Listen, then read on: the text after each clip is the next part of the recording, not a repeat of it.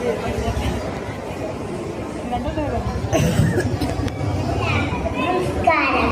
ഞാൻ യുകെജിയിലാണ് പഠിക്കുന്നത്. ഞാൻ ഇന്ന് പറയാൻ പോണ കഥയുടെ പേരാണ് ഒരച്ഛന്റെ ബുദ്ധി. ഇന്ത്യൻ പുരയുടെ അക്കരക്കരയുള്ള ആ വലിയ മരത്തിലാണ് ഒരച്ഛനും എല്ലാവരും ഉണ്ടായിരുന്നത്. നല്ല കൂട്ടുകാരായിരുന്നു.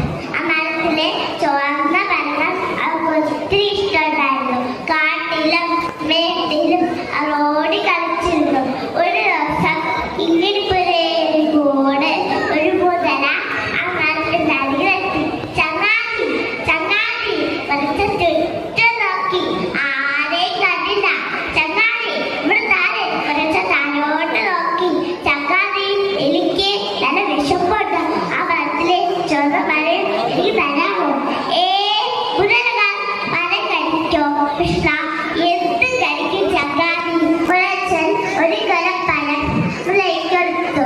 നന്ദിയോടെ തിരിച്ചു വീട്ടിലേക്ക് പോയി. എല്ലാ ദിവസവും പഴം കഴിക്കാൻ മുതല മരത്തിന്റെ അരികിലെത്തും. അത് നല്ല കൂട്ടുകാരുമായി. കുറെ ദിവസം കഴിഞ്ഞപ്പോൾ മുതലേറെ താഴെ ചോദിച്ചു,